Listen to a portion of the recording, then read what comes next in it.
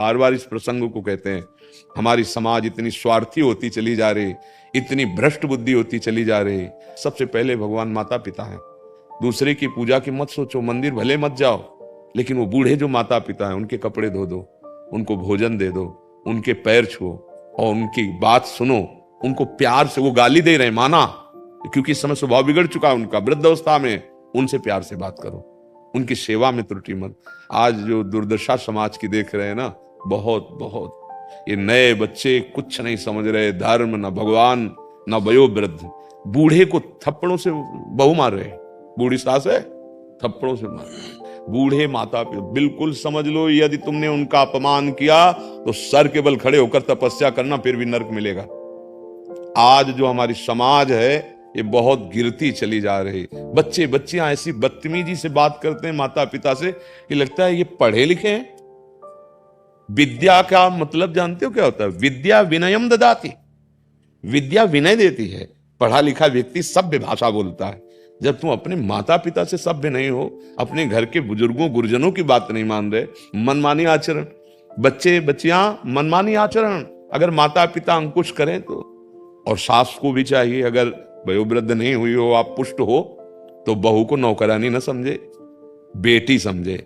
जैसे अपनी बेटी से कैसे प्यार, बहू से बहुत। हाँ, कई घरों में ऐसा भी होता है कि नई बहुओं के साथ कठोर व्यवहार, नहीं, ऐसा नहीं, बहुत सा। इस सबसे पहला पूजन ये है, तुम्हारा घर यदि शांति और सज्जनता से युक्त है तो मंदिर है, उसमें किसी न किसी महापुरुष का ऐसा पदार्पण होगा कि एक बार आकर के ही तुम्हारे सारे संस्कार बदल देंगे। तो आप सबसे प्रार्थना है, सबसे बड़ा योग, घर में भगवान बैठे हैं, जो असमर्थ हो चुके हैं बूढ़े माता पिता, उनका कटु वचनों के द्वारा अपमान करना, या जवानी के नशे में आके उन पर हाथ छोड़ देना, या उनको घर से निकाल देना, तो लिख लो दुर्गति पक्की, कुछ भी कर लो जाके तुम।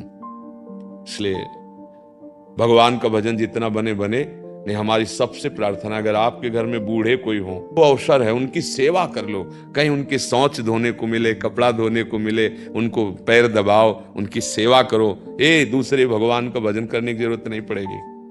उनका आशीर्वाद आपको भगवत प्राप्ति के मार्ग में खड़ा कर देगा, आपके सारे विघ्नों को नष्ट कर। धिक्कार है उन पुत्रों को जो हाथ उठाते हैं अपनी माँ पे, अपने बुजुर्ग पिता पे, उनको रुलाते हैं। आज के हमें लगता है कि 90% बच्चों में ये दोष आ चुका है। 10% जो थोड़ा शास्त्र स्वाध्याय या सात्विक प्रवृत्ति के हैं, उनकी जो ऐसे गंदे आहार खाते हैं, नशा आदि करते हैं, व्यभिचार आदि करते हैं, उनकी क्षमता कम हो जाती है, वो अपवित्र मन वाले। तो ऐसे बूढ़े फिर कौन सी साधना करोगे? घर में माँ बैठी है जो भगवान है हमारी, जिसने हमें पाला पोषा, उसको तो थप्पड़ मारे, उसको गाली दिए, कुछ नहीं बन पाएगा, चाहे जो कुछ करके देख लो। क्योंकि वो माँ जिसने तुम्हें प्रकट किया, उसका तो अपमान कर रहे हो। पिता ऐसे, अगर 100 रुपया मिलते हैं ना, तो हम लोग नहीं जानते कि हमारे पिता के हृदय में क्या चलता है। आज बच्चे को ये पवाना है, आज बच्चे के लिए ये लाना है, परिवार के लिए। वही जब बूढ़े हुए, अब तुम्हारी आवश्यकता है, तुम उनको थप्पड़ मारते हो, गाली देते हो, अपमानजनक। भैया, सब योगों का योग ये बात। गृहस्थी में हो, नाम जप करो, मेहनत करो, पैसे कमाओ धर्म पूर्वक, और अपने माता पिता की सेवा कर ले जाओ। सही कहते हैं, हृदय की बात कहते हैं। घर बैठे भगवान आ जाएंगे, घर बैठे कोई महापुरुष आ जाएगा और ऐसा मार्ग तुम्हें दे देगा हृदय में, जिससे तुम माया से मुक्त हो जाओगे।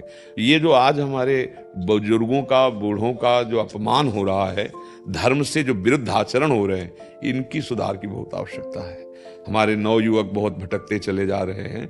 वो ड्रग्स ले रहे हैं तो माता पिता की सेवा करेंगे, गांजा पी रहे हैं, व्यभिचार कर रहे हैं, वो माता पिता की सेवा करेंगे।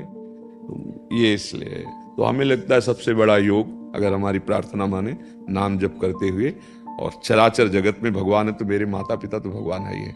अगर माता पिता की सेवा कर ली तो सारे तीर्थ, सारे मंदिर जाने का फल मिल जाएगा।